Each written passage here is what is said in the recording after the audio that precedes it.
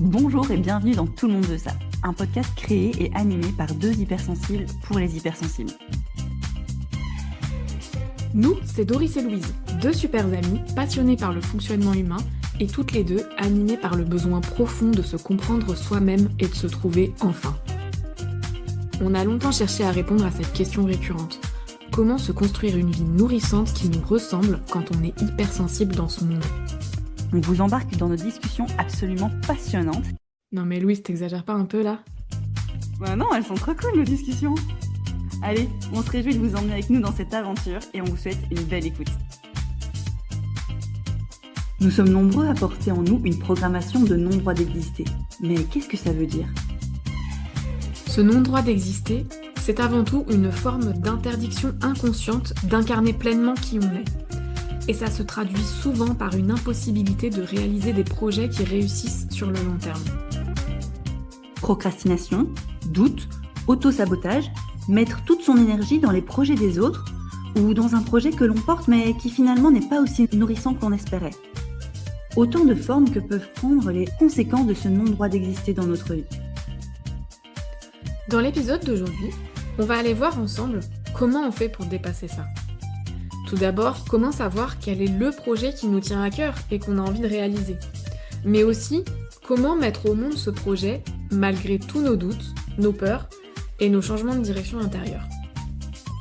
Doris nous partage son expérience sur son rapport avec la frustration des projets sabotés. Puis, comment elle a fait évoluer tout ça avec la création de sa boutique de déco. Alors, vous êtes prêts ? Attention, on rentre direct dans la conversation et dans le vif du sujet. C'est parti ! Tu sais, c'est pour ça que c'est important de commencer en fait. Après, ça peut être frustrant parce que tu sais, des fois on peut avoir l'impression de commencer plein de trucs et qu'il n'y a jamais rien qui voit le jour. T'as cette impression-là ? Oh, j'ai pu l'avoir par le passé. Enfin, parce que j'ai eu plein de projets qui menaient à rien en fait, tu vois. C'est vrai ? J'ai pas cette impression. Ben, si. Ok. Mais du coup, chez moi, il y avait comme un truc qui disait à quoi bon?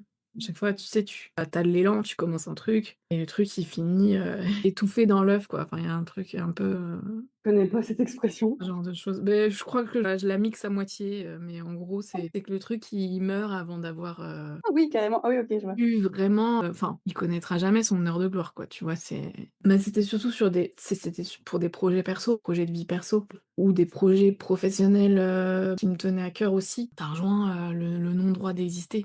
C'est-à-dire que en général, quand tu as cette programmation, ça veut dire que tu as cette fréquence-là présente à l'intérieur de toi. Et donc, tu sais, tu peux exister pour les autres. Tu vas te donner à fond pour les autres. Donc, ça peut être les projets professionnels des autres, dans ton travail, dans ce genre de choses. Mais tout ce qui est pour toi, c'est comme si t'avais pas le droit, en fait, d'avoir des résultats pour toi.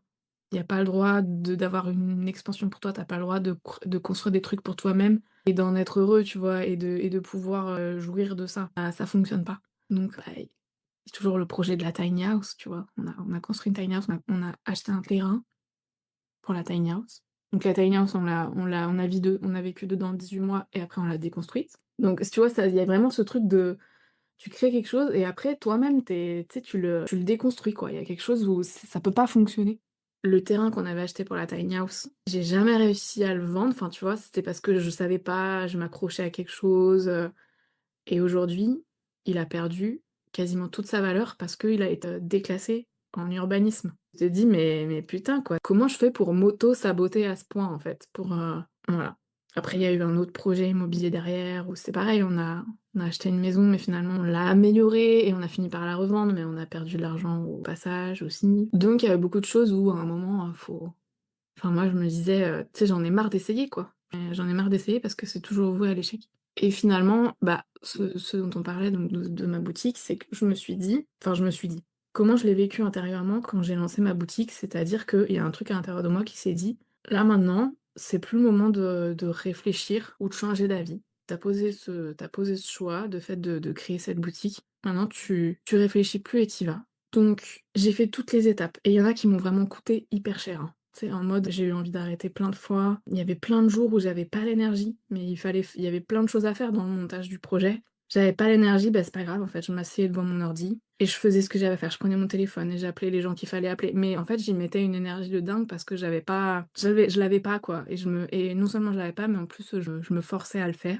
Donc il y a eu un truc où je me suis aussi fait du mal, tu vois, dans le fait de réaliser ce projet-là. J'ai mis une discipline, mais à cette époque-là, j'aurais pas pu faire autrement, en fait. J'aurais pas pu, aller enfin, comment dire? C'est comme si le contexte général était pas propice pour aller regarder les choses en profondeur, tu vois? «Ah, pourquoi j'arrive pas à faire ça? Bon, moi, je vais regarder ce qu'il y a à l'intérieur de moi et qui bloque et après je le fais». Ça, aujourd'hui, on peut le faire, mais à l'époque, on pouvait pas le faire. C'était juste: «OK, allez, tu fais, tu te poses pas de questions. Tant pis si tu te fais du mal, mais ça va finir par voir le jour». Et en ça, je sais que du coup pour ce projet-là de la boutique, il y a du mieux par rapport à tous mes projets d'avant et donc ça continue, tu vois, à me faire travailler mon droit d'exister et le fait que enfin ça c aujourd'hui, c'est en train de se dissoudre si tu veux. Pourquoi ça fait encore travailler ton endroit d'exister? Bah, parce qu'aujourd'hui, faut que ça fonctionne. J'ai envie que ça fonctionne. Tu Mmh mh. J'ai envie que c OK. En fait, je c'est ça vient te frotter, en fait, à une pas une résistance, mais à cette blessure qui fait que tu dois aller un peu en force contre cette blessure. ça, c'est ce que j'ai fait quand j'ai monté le projet. Ouais. Aujourd'hui, ce que je te disais, hein, c'est un peu le contexte, il est un peu différent. Et quand je dis le contexte, c'est un peu, tu vois, qu'est-ce que les énergies générales te permettent de faire, en fait? Parce qu'on n'est jamais vraiment totalement libre, parce que forcément, on est conditionné par toutes nos programmations et tout ça, mais il y a aussi un contexte général énergétique. Et donc là, aujourd'hui, en tout cas pour moi, j'en suis à l'endroit où si quelque chose bloque, tu vois, si je vois que ça bloque, je vais plus me forcer à le faire. Je vais aller regarder, tu vois, dans le subtil, qu'est-ce qui fait que ça bloque? Ça va bouger comme ça, en fait. Je vais débloquer et du coup, après, je vais avoir peut-être l'énergie ou l'envie ou les idées pour faire telles et telles actions. Je vais avoir telles opportunités qui se présentent et cetera. Mais du coup, là, je suis beaucoup moins dans le forcing, je suis plus dans l'écoute plus subtile, plus profonde et voilà, un travail de fond, plus que vraiment, déployer de l'énergie pour mener des actions. C'est super intéressant. Ça me fait un peu penser à, justement, en fait, quand tu disais par rapport à l'année dernière, tu as dit: «Bon, là, maintenant, c'est plus le moment de réfléchir, on y va» et moi, j'ai la sensation que parfois, il faut que, justement, je fasse taire les voix qui sont à l'intérieur de moi, avec lesquelles parfois je fusionne ou je me rends j'arrive pas tout de suite à voilà, même à me demander: «Mais est-ce que j'aime vraiment ce truc-là?» mais en même temps, à un moment donné, comme tu le mentionnes, si on ne fait que semer des graines et qu'on va pas au bout d'eux, il y a quand même cette déception et donc là, ça me fait réfléchir à moi, ce que j'ai envie de mettre en place. Bah, alors quoi? Je me dis: «Est-ce que sur 3 mois, là, je vais là-dedans, dans cette direction-là?» S'il y a des trucs qui viennent, beh, je les travaille au moment même, mais la direction, je la change pas entre guillemets, enfin, je change pas le projet Oui, ouais, avant un certain moment. Enfin, tu vois ce que je veux dire? ouais. Qu'est-ce que tu en penses? C'est ça, en fait, il c'est comme si il y a besoin à un moment donné, tu vois, quand on a suffisamment marre de tourner en rond, quand on a suffisamment marre soit d'échouer, soit de il y a besoin comme de choisir. Voilà, c'est choisir en fait un projet auquel tu sais que ton enfant intérieur il tient, tu vois? Il y a quelque chose qui va le nourrir là-dedans, qui va lui faire plaisir, qui va lui faire du bien. Pour moi, il faut qu'il y ait quelque chose de cet ordre-là pour que le projet tienne sur la durée. Donc déjà la base pour moi c'est ça, c'est OK.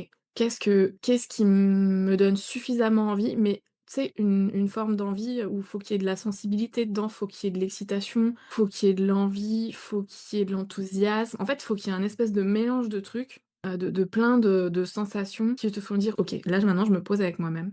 Et là, c'est pas ton enfant intérieur qui choisit, tu vois? C'est plus la partie adulte qui dit: «OK, viens, on se met d'accord ensemble, quel projet on fait? C'est celui-là qui te plaît? OK et ben on va sur celui-là». Et c'est maintenant ce que tu dis là, c'est qu'après, du coup, oui, il faut se mettre comme une sorte de pas changer d'avis, en fait, pendant suffisamment de temps pour avoir le temps de mettre en place petites actions après petites actions et pour construire quelque chose qui soit suffisamment durable, en fait, pour, avoir des premiers résultats qui ensuite te donnent envie de continuer et de continuer et cetera et cetera. Mais tu vois, si je reviens un peu en arrière, donc pour moi, il y a ce premier truc de poser une décision sur qu'est-ce qu'on fait. Là-dedans, les difficultés, c'est que ton enfant intérieur, il y a tellement de désirs artificiels auxquels il peut s'accrocher ou adhérer que ça peut être justement difficile de choisir, en fait. À chaque étape, c'est comme si, tu sais, il y a des difficultés à surmonter et donc au départ, la 1re difficulté au moment du choix de quel projet je fais, c'est comment je fais suffisamment le tri, le ménage entre «Ah, on a chacun notre bébé sur les genoux, tada! Regarde!» son petit animal, sur les genoux. Bon bref, du coup la mienne elle est partie. Mais, il y a tellement de désirs artificiels, mais c'est le monde qui veut ça en fait, hein. Faut pas se culpabiliser à cause de ça, parce qu'en plus on s'en rend pas forcément compte. Il y a des trucs où on peut se dire: «Mais pourquoi je» enfin, c'est aussi l'expérience qui fait tu vois? On va faire des trucs, on croyait qu'on les voulait et en fait, on se rend compte que on s'en fiche ou que c'est pas satisfaisant et tout ça. Mais il y a comme un 1er, en fait, il y a des pièges tout le long du chemin et encore une fois, voilà, c'est le monde qui veut ça. La difficulté au début, c'est de se dire: «Quel projet je choisis?» Et c'est là où il y a besoin d'avoir un peu de clarté sur vraiment qui je suis au fond, en fait. C'est qu'est-ce que tu sais, mon enfant intérieur, c'est quoi qui va vraiment l'enthousiasmer, lui donner envie de se lever le matin, de faire des choses et tout. Et ça peut être ouais, c'est difficile de d'avoir ce premier truc et c'est normal. Enfin voilà, il y a un truc où j'ai envie de rassurer, c'est-à-dire que c'est normal que ce soit difficile de choisir et si on part sur le nouvel projet, en fait, après, quand on se met cette deuxième étape de se dire: «Il faut tenir dans la durée», c'est là où on se fait beaucoup de mal, en fait, si on fait ça et après, ça engendre que derrière, tu sais, si tu tiens sur la durée, derrière, tu voudras plus commencer de nouveaux projets parce que tu te seras fait du mal avec ton projet d'avant et cetera et cetera. Donc ouais, il y a quelque chose d'assez compliqué, mais ça, c'est en train de bouger au niveau collectif, parce qu'il y a beaucoup de choses qui bougent et on se rend compte de tous les désirs artificiels. En fait, le «bon côté» entre guillemets, tu sais, des réseaux sociaux et du fait qu'il y a l'IA, il y a tout ça, tous les trucs sont rendus tellement artificiels qu'en fait, ça nous explose à la figure, quoi et donc ça nous permet aussi de revenir à un peu plus: «Mais qu'est-ce que je veux vraiment?» quoi. Voilà, je me suis un peu perdue en chemin. Non, non, c'est super intéressant. Enfin, peut-être parce que tu t'es perdu en chemin, mais je trouve ça super intéressant. Mais du coup, alors on pourrait vraiment se mettre une pression de dingue en mode: «Est-ce que c'est le bon projet et est-ce que c'est vraiment un vrai désir ou pas?» Tu vois? Et donc là, l'ego peut s'en servir, enfin, tu vois, un peu contre nous pour, justement jamais choisir et jamais commencer ou Ouais, recommencer le truc. la bah, évidemment, la pression, on peut se la mettre à tellement de niveaux, à tellement d'étapes, en fait, ça peut être vraiment constant. C'est pour ça que comment dire? Toi, tu me partageais ton exemple où tu me disais: «Là, je sens que c'est quelque chose qui revient. Ça, c'était déjà là avant, ça revient et je sens que j'ai envie». Donc il y a comme une clarification qui se fait. Tu as pu avoir envie de plein de choses, mais comme tu as suffisamment en fait, tu te connais de mieux en mieux et du coup, maintenant, tu commences à discerner où est-ce qu'il y a des paillettes, tu vois? Où est-ce que tu pourrais te dire que tu as envie de quelque chose alors qu'en fait, tu en as pas envie et qu'est-ce qui te fait vraiment vibrer à l'intérieur? Où est-ce qu'il y a vraiment, quelque chose de ouais, d'excitant, d'enthousiasmant, et de nourrissant pour toi? Il y a 2 choses qui me viennent quand tu partages ça. C'est que, beh, justement, parfois je me disais: «Ah, ça revient encore, est-ce que ça vient pas me chercher parce que genre j'ai pas encore assez fait le choix que c'est pas ça?» enfin, je sais pas comment expliquer. Ouais, ouais. Et l'autre chose, c'est parfois, en fait, le stress vient mettre un couvercle sur l'excitation et donc j'ai moins accès à ça, tu vois? Bah, oui, il y a tellement de paramètres Ouais. à tous les niveaux. Et en même temps, bah, tu t'observes depuis longtemps et du coup, maintenant, tu arrives à poser des mots là-dessus, tu arrives à avoir de la clarté sur ce qui se joue.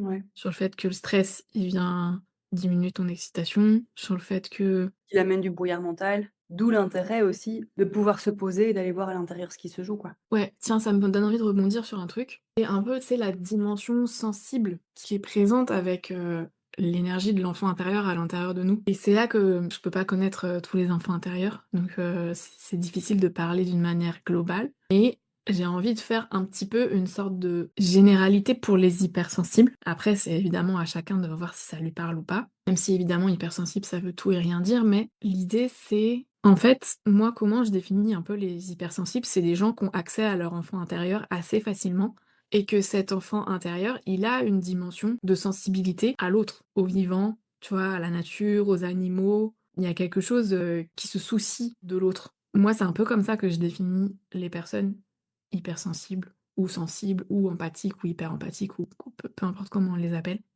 Mais donc la difficulté, quand on est hypersensible, qu'on peut confondre les élans de notre enfant intérieur qui sont liés à de l'enthousiasme, à de l'envie et à quelque chose qui a envie de s'amuser pour lui-même. On peut confondre ces élans-là avec des élans de sensibilité à l'autre, tu vois? D'aider les autres, aider la nature, la planète, c'est les animaux, les gens qui souffrent en fait de manière générale. Parce que notre enfant intérieur, comme il est sensible à l'autre, il ressent la souffrance des autres. Je vois tout à fait. Ouais et donc toute la difficulté, c'est d'arriver à faire la distinction entre les 2 pour faire des choses qui soient nourrissantes pour nous et pas faire des choses où on s'oublie parce qu'on est en train d'essayer de réparer la souffrance du monde. J'ai envie de donner juste peut-être un exemple avant que tu Ouais, continues, vas-y, vas-y, vas-y. encore plus clair, tu vois, pour, les gens qui écoutent. Ça me fait penser à tu vois, j'ai fait des études de psycho.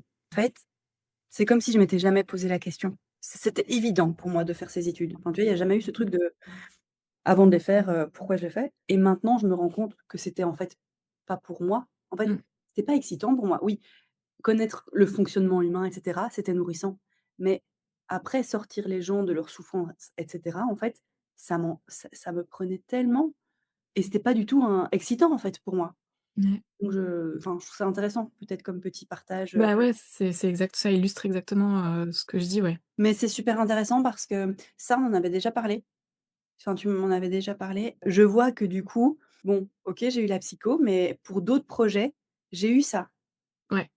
L'objectif, enfin, était un peu de sauver les autres et finalement, quand je me connectais à ce projet ou que je travaillais là-dessus, ça me minait. Mais c'est comme si c'était la première fois que j'arrivais vraiment à le formaliser clairement, tu sais, à la fois pour moi et pour les autres, ce point-là. Mais je pense que c'est un point crucial, en fait. C'est vraiment la clé pour arriver à discerner à l'intérieur une histoire de quel projet sera suffisamment nourrissant pour que je tienne sur la durée, en fait. Donc ouais, ouais, c'est hyper, enfin pour moi, ce point-là, il est hyper important. Mais du coup, ça demande d'avoir suffisamment travaillé à l'intérieur, tu sais, à la fois ta posture d'adulte intérieur, celle qui accompagne ton enfant intérieur, et du coup, ça demande d'avoir suffisamment travaillé l'écoute de ton enfant intérieur, et ça, c'est difficile parce que il en a vraiment bavé, en fait, et donc ça se fait pas en claquant des doigts, ce truc-là. C'est peut-être que ça peut, hein, pour certaines personnes, hein, franchement, moi, j'en sais rien, mais je sais que pour moi, être capable d'écouter les la souffrance un peu de son enfant intérieur, c'est compliqué parce que lui, il a pris toute la souffrance du monde, en fait, et du coup, il est en PLS depuis des années, quoi. Donc ça pourrait être sympa comme titre, «Ton enfant intérieur en PLS, depuis des années», mais c'est pour l'image, en fait, c'est ça qui se passe à l'intérieur, et donc ça, il y a tout un processus où il faut faire grandir son adulte intérieur pour qu'il soit capable d'accompagner son propre enfant intérieur dans tout son processus de reprendre goût à la vie, qui prend pas 5 minutes, qui prend quand même, un petit peu de temps. Ce que j'ai envie de dire aussi, il y a enfin moi, ça va faire plus d'une dizaine d'années que je suis dans cette recherche de réponse, tu vois? De qu'est-ce que mais finalement, tu sais, qui je suis? Qu'est-ce que je fais là? Pourquoi? Qu'est-ce qui se passe? Qu'est-ce que donc on pourrait dire que une quête de développement personnel, on va dire. Mais De mission de vie, comme on pouvait dire pendant tout un temps. Il y avait enfin un peu oui, enfin là, ce que je dis, c'est au-delà de la mission de vie, c'est même vraiment, tu sais, comprendre, enfin même moi, qui je suis personnellement et pourquoi le monde il est comme ça. Enfin, tu sais, il y avait un truc après, c'est qu'est-ce que je fais et cetera. Mais enfin oui, tout ça, ça fait c'est un peu ça fait partie d'une même question, on va dire. Et ce que j'avais envie de dire là, c'était que pendant ces 10-15 dernières années, même avant, c'était très difficile d'avoir accès aux infos pertinentes pour pouvoir avancer dans ce processus efficacement. Tu sais, dans ce processus d'accompagnement de ton enfant intérieur. Parce que je pense qu'il y avait vraiment très, très peu de personnes qui l'avaient fait, vraiment ce processus, et que je sais pas comment dire, mais c'est pour dire qu'on a beaucoup tourné en rond, en fait. Je pense que pour toi, c'est un peu la même chose, mais Je me retrouve dans ce que tu dis, hein. ouais, c'est que je pense qu'aujourd'hui, ça va être plus facile pour les gens qui s'y mettent, ou les gens qui ont déjà commencé mais qui sont pas encore, tu sais, au bout de ce processus. Ça va être beaucoup plus facile parce que c'est ce que je disais tout à l'heure, il y a un contexte énergétique, vibratoire extérieur qui maintenant, en fait, permet de le faire beaucoup plus facilement. C'est comme si avant il y avait vraiment des forces, en fait, qui allaient à l'encontre de ce processus-là, qui étaient très fortes, qui étaient très élevées, qui avaient beaucoup de puissance, donc ce qui nous faisait beaucoup tourner en rond. Alors qu'aujourd'hui, il y a de plus en plus de gens qui accèdent à de la clarté parce que c'est possible au niveau collectif, et donc ça va être beaucoup plus facile d'avoir les bons outils, les bonnes infos, et cetera, pour pouvoir, faire ce processus-là et beaucoup moins tourner en rond, en fait. Donc ça, c'est une bonne nouvelle, j'ai envie de dire, Carrément. pour tout le monde et le monde va vraiment s'en porter beaucoup mieux, quoi. Il y a 2 choses qui me sont venues. Tu vois, tu disais, ça demande aussi, donc à l'adulte intérieur de prendre soin de son enfant intérieur et c'est comme si c'est compliqué de le formuler en mots, mais j'ai l'impression que parfois, justement, on est en mode écoute à fond de l'enfant intérieur, mais du coup, difficulté à prendre cette position d'autorité et puis il y a d'autres personnes qui sont justement en mode ultra autorité, mais on vient piétiner son enfant intérieur, on ne l'écoute même pas, en fait. Tu vois ce que je veux dire? C'est 2 manières différentes de tourner en rond. Oui, parce que en fait, dans le premier cas, tu me disais: «Écoute de l'enfant intérieur», mais donc c'est que tu pas en posture d'adulte. C'est ton enfant intérieur qui est en PLS et qui est aux manettes quelque part, et qu'il y a pas d'adulte pour pouvoir, déjà d'une part le rassurer, l'aider à sortir, de sa posture figée et de pouvoir, à nouveau, rechoisir la vie, on va dire. Parce que ça, faut le faire plein de fois dans le processus, parce qu'il y a plein de choses pour lesquelles faut l'aider à rechoisir la vie. Mais là, je faisais une petite parenthèse. Mais en gros, c'est ça, c'est qu'en fait, si on est trop en mode écoute de son enfant intérieur, c'est qu'en fait, on n'est pas en écoute. Ça, c'est pas de l'écoute, c'est juste qu'il y a personne pour le guider à l'intérieur de nous. On n'est pas capable de le guider et du coup, c'est l'enfant intérieur qui s'écoute lui-même. Donc ça, c'est un peu le premier cas que tu partageais et le deuxième cas, c'était quoi? C'était tu disais que C'est comme s'il y avait une posture d'autorité en nous. Ben, je ressens pas trop pour moi, mais je peux le voir chez certaines personnes, n'écoutent même pas l'enfant intérieur, mais qui sont en mode: «On y va». Il y a un truc très autoritaire et très: «On se marche dessus». ouais, de toute façon, on a les 2 postures à l'intérieur de nous, hein. Enfin, Ouais, ça me fait un peu penser genre à un excès de féminin ou un excès de masculin. Je sais pas si tu vois ce que je veux dire? Je sais pas et oui, je sais c'est pas si ça, c'est vrai pour moi. mais du coup, c'est excès de féminin plutôt blessé et excès de masculin blessé. Oui. Dans le deuxième cas, en fait, c'est que l'adulte, il est pas réellement adulte. C'est Mmh. juste un enfant blessé qui ne veut plus être dans une posture d'enfant blessé, Ah, c'est intéressant ce que tu dis, ouais. dans le deuxième cas. Donc c'est pas un adulte réel. Tu pourrais un peu approfondir parce que je sens que ça pourrait être intéressant. Bah, faut peut-être que tu m'aides en me posant des questions alors. OK. Ce qui me vient en premier, c'est un peu ces genre des businessmen qui sont à fond, genre: «On y va, on fait de la thune et moi mon objectif c'est ça et j'en ai rien à foutre des autres» et limite en fait, qu'importe le projet qu'ils font, c'est on y va et c'est dans le dur et dans le mal. Tu vois ce que je veux dire? Ouais, moi, ce à quoi ça me fait penser, c'est pour pas ressentir une forme d'impuissance, il faut développer une puissance à l'extérieur. Ouais, OK.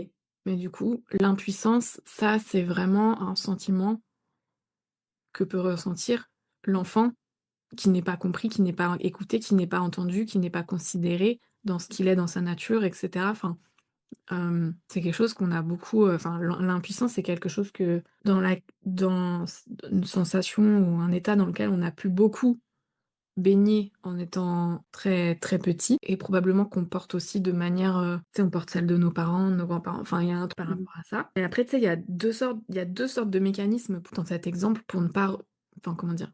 Pour survivre à ça, voilà. Bah, le premier ça va être tu te coupes complètement de ça et tu fais l'inverse. Donc tu vas chercher de la puissance à l'extérieur.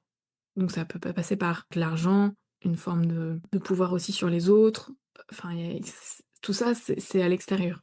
Tu recherches, de la puissance à l'extérieur et le deuxième moyen de se survivre à l'impuissance, là, ça va plus se traduire par une forme d'apathie, de procrastination, de dépression.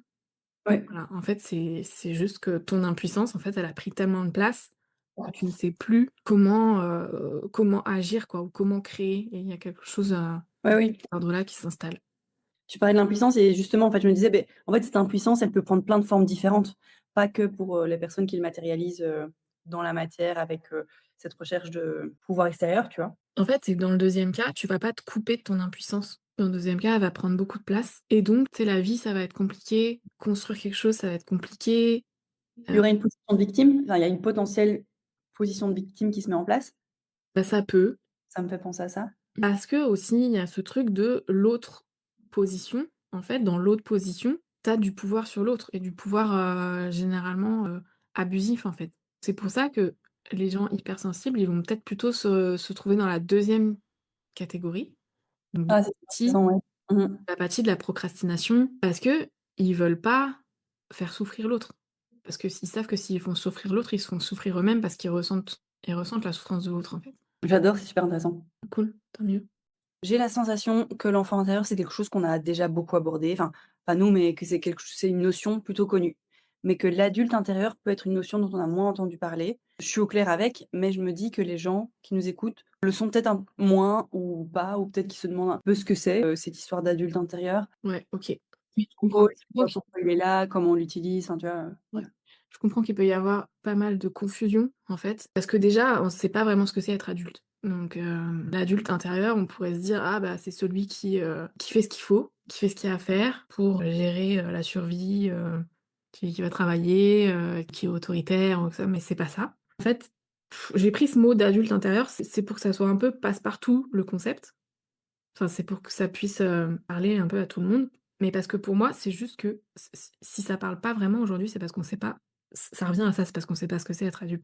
Tout comme on n'a pas su ce que c'était être enfant, tu vois? Être un en fait, quelque part, être un enfant qui peut laisser ses élans de vie, s'exprimer librement, on a pu savoir ce que c'était, mais dans une mesure assez limitée par rapport à ce que ça pourrait être. Parce que jusqu'à présent, les élans de vie sont assez bridés dans la société Mmh mh. Ça va quand même dans le bon sens, tu vois, aujourd'hui avec une nouvelle forme de parentalité, tu vois, qui est plus à l'écoute des enfants. Mais on ne sait pas ce que c'est vraiment d'être un enfant, on ne sait pas ce que c'est que d'être un ado, et on ne sait pas ce que c'est que d'être un adulte. Donc déjà, on peut poser ça, Complètement.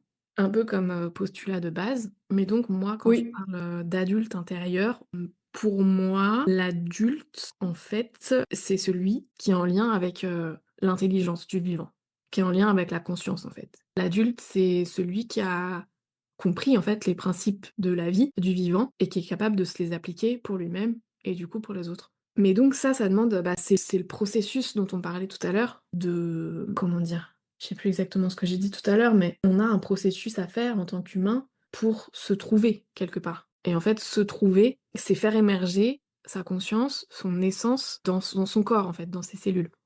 Ça n'a rien à voir avec un processus mental comme on pourrait se l'imaginer. Comme notre société est très dans le mental, dans le contrôle, en fait, dans la rationalisation, etc. On va se poser comme question, mais qui je suis, en fait? Alors qu'en fait, ce qu'on est vraiment, c'est pas une personnalité, c'est pas qui je suis. C'est une fréquence, être présente à l'intérieur de nous, dans notre corps, dans notre champ, dans nos cellules en fait. Donc le mental ne peut pas comprendre, appréhender, rationaliser ce que c'est que d'être un adulte. Parce que ça se vit en fait. C'est un état qui se vit, c'est un état où tu es en connexion avec toi-même, avec ton essence, avec ta conscience, du coup avec la vie, avec qu'est-ce que c'est vraiment que le principe de la vie. Et voilà, en fait, ça se vit dans le présent. Quand on n'est pas justement dans notre mental, en train d'essayer de chercher, de rationaliser, de comprendre, etc. Mais du coup, quand on est dans le présent comme ça, dans notre fréquence, c'est comme si on incarne l'intelligence de la vie. Donc on va savoir, à n'importe quel moment, on sait ce qu'il y a à faire, parce qu'on est en lien avec cette intelligence-là. Donc on sait ce qu'il y a à faire et qui est intelligent. Et pour moi, en fait, on peut utiliser le mot instinct pour parler de ça. C'est-à-dire que l'instinct, il y a il y a pas de réflexion. C'est-à-dire que, bah, je prends un exemple tout bête, hein. Tout à l'heure, donc j'ai déposé mes enfants ce matin avant notre rendez-vous. En revenant sur la route, il y avait beaucoup de tracteurs ce matin, de machines qui travaillent dans les vignes et tout. Et donc ils vont pas vite. Et sauf que j'étais sur une grande route et à un moment, il y a un premier tracteur, il fait une démarche, tu sais, pour me laisser passer. Donc moi, je voyais pas très bien ce qu'il y avait en face. Mais comme lui, il fait cette démarche-là, je comprends que c'est bon et que je peux y aller, donc j'y vais. Et après, je continue et il y en a un deuxième. Là, je vais plus vite et là, je réfléchis pas parce qu'il y a un truc automatique qui s'est déclenché en mode c'est bon, j'ai dépassé un premier, je peux dépasser un deuxième. J'ai pas réfléchi et je commence à dépasser et là, il y a instinctivement, ça me fait freiner et me rabattre, tu vois. Enfin, je vois qu'il y a une voiture en face, mais je comprends que j'ai pas, je pourrais avoir le temps, mais que c'est un peu touchy et tout. Mais instinctivement, en fait, tu sais, je réfléchis pas le truc, je rationalise rien. Ça me fait freiner et me remettre. Moi, j'ai pas réfléchi le truc, en fait. Il y a quelque chose qui s'est fait de lui-même. Et donc, à ce moment-là, bah, c'était ça qui était intelligent de faire, en fait, tout simplement. Et donc là, c'est un exemple hyper concret de la vie de tous les jours. C'est pas relationnel, tu vois, c'était moi toute seule dans ma voiture pour ma vie et pour la survie des autres qui sont en face sur la route, quoi, tu vois, il y a ce truc-là. Mais en fait, ça marche aussi dans les relations. l'info est très directe et ça ne passe pas par ce qu'on peut appeler le mental inférieur. C'est ça qui me quand tu parles d'instinct, ça me fait penser à ça. Ouais, c'est-à-dire que tu sais ce qu'il y a à faire sans le réfléchir, sans l'analyser. Ouais, y a pas d'analyse. Donc c'est très utile avec les enfants. C'est très utile de manière générale en relation avec les autres. Mais du coup, c'est aussi très utile dans la vie de tous les jours parce qu'en fonction des objectifs qu'on a, de ce qu'on a envie de réaliser, de ce qu'on a envie de vivre, comme si c'était l'instinct qui nous dit quoi faire au moment où il y a besoin de le faire. Donc là, je suis allée un peu loin dans ma notion d'adulte intérieur pour reboucler avec le sujet du jour, c'est que quand tu es en lien avec cet état-là qui incarne l'intelligence du vivant, tu es capable d'accompagner ton propre enfant intérieur de la manière la plus intelligente, douce, rassurante possible en fait. C'est-à-dire que tu deviens le parent que tu aurais eu besoin d'avoir quand tu étais, quand tu étais enfant. Toi en fait qui incarne ce parent-là et qui accompagne ton enfant intérieur dans bah déjà d'une manière générale c'est pas sa croissance parce que l'idée c'est pas de le faire grandir, mais dans son expérimentation des élans de vie. Et avant de pouvoir expérimenter les élans de vie, il a besoin de retrouver son état d'enfant intérieur qui est enthousiaste pour expérimenter les élans de vie. Ça, il l'a perdu à cause de tous les petits trucs qu'il a vécu en fait. Il n'y a pas forcément besoin de gros traumas pour que ton enfant intérieur il se soit détourné des élans de vie. C'est plein de petits trucs, c'est de l'incompréhension, c'est ressentir la souffrance des autres, c'est de pas comprendre pourquoi les autres souffrent. C'est des micro-traumas, enfin, tu vois, il y a pas besoin d'un gros truc que pour, Voilà. qu'on Il y arrive. a des gros trucs, voilà, malheureusement, il y en a aussi, mais ce que je veux dire, c'est qu'il y a pas besoin de ça pour que notre enfant intérieur n'ait plus le goût de vivre et c'est Ouais. plein de micro-traumas ou plein de petites choses qui se sont mises et qui font que, bah, notre enfant intérieur n'a plus le goût de vivre aujourd'hui. Parce qu'aussi il a essayé plein de fois et que, bah, à chaque fois, il s'est pris des murs, il s'est pris des remontrances, il s'est rendu compte que ça faisait souffrir les autres. Il y a un truc où il y a un moment, il a arrêté, en fait, d'expérimenter ses élans de vie. Donc il y a besoin de lui permettre de retrouver le goût de ça et ça, c'est notre adulte intérieur, mais du coup, en fait, cette fréquence à l'intérieur de nous qui est connectée à l'intelligence du vivant, qui lui permet de faire ça. Je me suis posé la question, du coup, tu vois, quand tu parles de cet instinct qui peut être donc l'adulte, enfin qui serait l'adulte intérieur, tu vois? Est-ce que du coup, c'est l'esprit? Alors l'esprit est forcément, impliqué là-dedans, c'est-à-dire que l'esprit alors oui, c'est l'esprit, dans le sens où l'esprit, il peut être là que si ton corps, il peut l'accueillir et du coup, qui dit ton corps, dit ton âme, tu vois? Donc en fait, c'est l'âme, c'est le corps, en fait, ou la partie féminine qui est capable de recevoir l'information, donc la partie masculine, donc l'esprit, donc la lumière, tu vois? C'est les 2. C'est-à-dire que la partie féminine et l'âme, ça, c'est plutôt l'amour, tu sais, c'est plutôt le côté, enveloppant, c'est réconfortant et tout ça et l'esprit, ça va être l'info, ça va être l'intelligence. C'est ce qui est représenté, en fait, par la lumière et donc ça, c'est oui, c'est ce qui t'amène l'info. Mais par contre, si ton corps, il est pas prêt à recevoir l'info, si ton âme, elle est pas prête à recevoir ton esprit parce qu'elle est toujours dans un état figé, compliqué et cetera, ben ça va être compliqué. Le mélange des 2, ça va être compliqué. Donc en fait, l'instinct, c'est comme si c'était un peu l'alchimie du fait que tu peux recevoir l'info dans ton corps qui est prêt à la recevoir. Comme si oui, l'âme permettait le terrain fertile pour recevoir l'info Ouais, du de l'esprit, ouais. de l'esprit.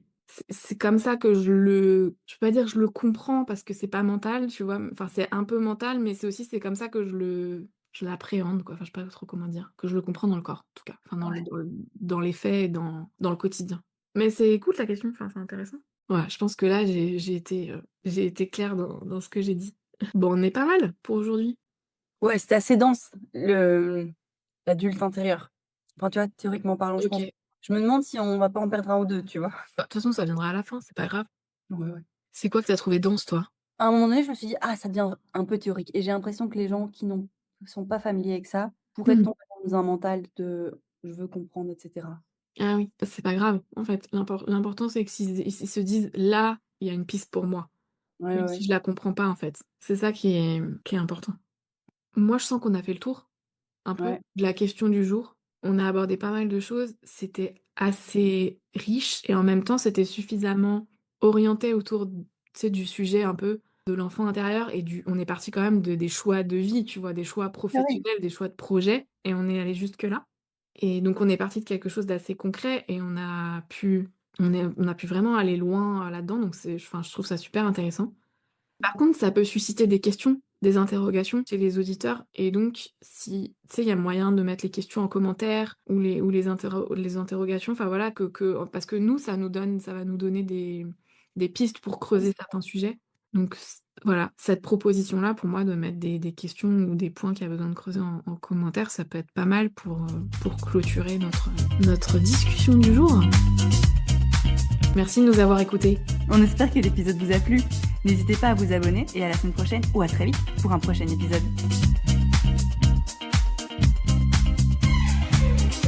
C'était Tout le monde veut ça, le podcast par Doris et Louise. Crédit audio, Your Call de Kevin MacLeod sur incompetech.com. Sous licence Creative Commons, licence d'attribution